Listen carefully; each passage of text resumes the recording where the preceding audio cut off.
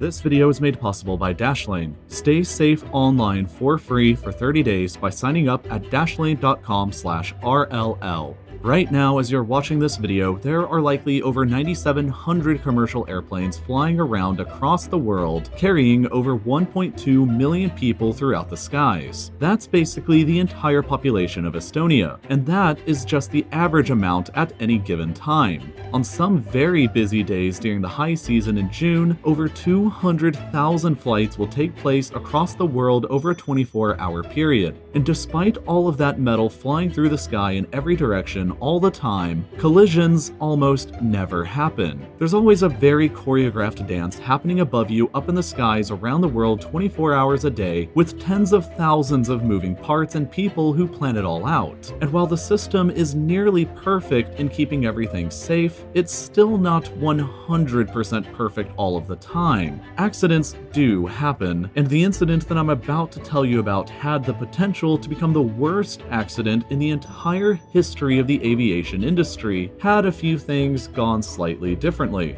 On January 31st, 2001, Japan Airlines had two flights whose destinies were soon to be horrifyingly intertwined. JAL Flight 958, a McDonnell Douglas DC-1040, was flying from Busan, South Korea to Tokyo, Narita. She had 237 passengers and 13 crew on board, while JAL Flight 907 had just taken off from Tokyo, Haneda towards Okinawa. Flight 907 was a Boeing 747 that was carrying 411 passengers and 16 crew on board. The two planes had an intersecting flight path over the Japanese island of Honshu, but they were supposed to pass each other by a completely safe distance of 2,000 feet in elevation difference. Unfortunately, that's not exactly what happened though. Just 20 minutes after Flight 907 had taken off, the flight attendants began serving drinks and the plane's traffic avoidance collision system began sounding an alarm inside of the cockpit. The plane had just reached its cruising altitude of 39,000 feet, while Flight 958 was approaching the intersection point at a lower 37,000 feet. Every commercial plane is equipped with a traffic collision avoidance system, or TCAS, that monitors nearby airspace and warns pilots of a potential threat, all independently from air traffic control. The pilots on board both planes received normal instructions from their TCAS, but Flight 907 was receiving conflicting instructions from air traffic control in Tokyo. The controller on duty for the area that both planes were flying through was a brand new 26-year-old trainee named Hideki Hachitani, who was probably overloaded with 12 different flights to manage all at the same time.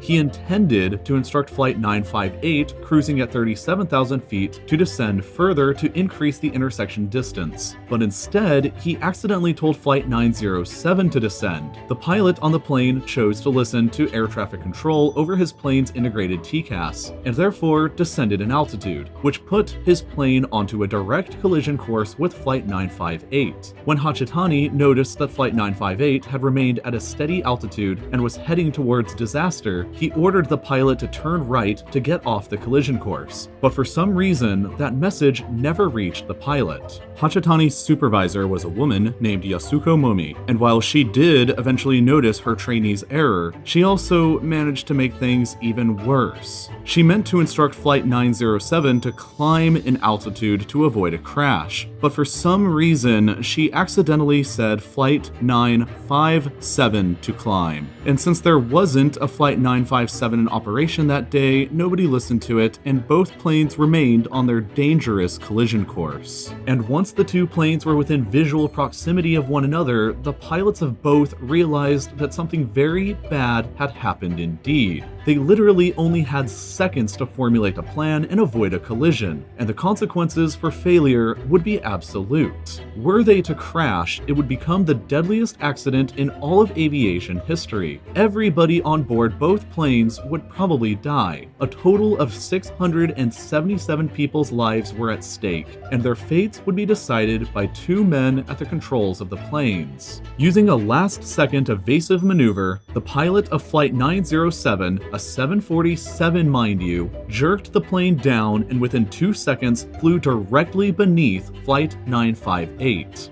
Now, there are conflicting sources about exactly how close the planes got to each other. The pilot of Flight 907 claimed during a later interview that the two planes came a mere 10 meters away from obliterating each other, while data recovered by investigators on the two flights' TCAS systems revealed that the planes came more like 135 meters away from hitting each other. But regardless of the answer, they came terrifyingly close. When Flight 907 performed its last-second evasive maneuver, several things happened inside of the cabin. Passengers and flight attendants who weren't buckled in flew up and smashed their bodies into the ceiling before falling back down. Drink carts were flung around the cabin, which hit people and spilled boiling water. One young boy who wasn't buckled in was even thrown across 4 rows of seats, and another woman broke her leg.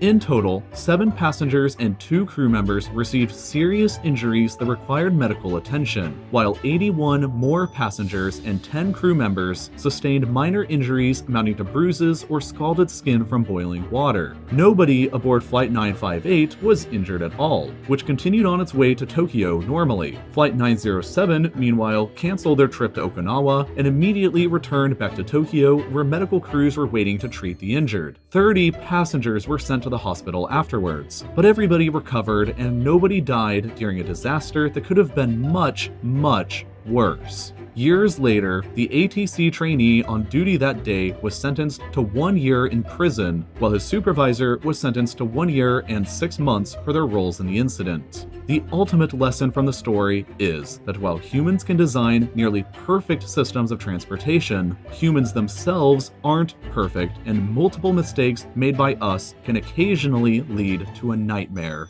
In a similar sense, the internet is not a perfectly designed system, and mistakes made by you, like using the same password for every website that you use, can lead to your own nightmare. If one website gets compromised, it means that all of your accounts on every website you use can be broken into. And I understand that it can be difficult to remember a different password for every single website, but you really ought to be doing that to protect yourself online, and Dashlane can help you out. Dashlane auto-generates different, complex passwords for every website that you use, and stores all of those in a central place locked behind only one super secure password that you need to remember, and then autofills those passwords in on your devices when you go to log in to websites. But there's plenty of other cool features too, like secure autofill for payment info, breach alerts whenever an account is compromised, a VPN with country selection, and dark web monitoring to see if your data is being bought and sold anywhere on the dark web. But best of all though is that all of this is available for a ridiculously low monthly price. You can get a 30-day free trial right now at dashlane.com/RLL, and then if you like it, you can use the code RLL to get 10% off whenever you want to upgrade to premium. I use it, it'll help make your life easier, and you'll be supporting Real Life Lore at the same time while you're at it. And as always,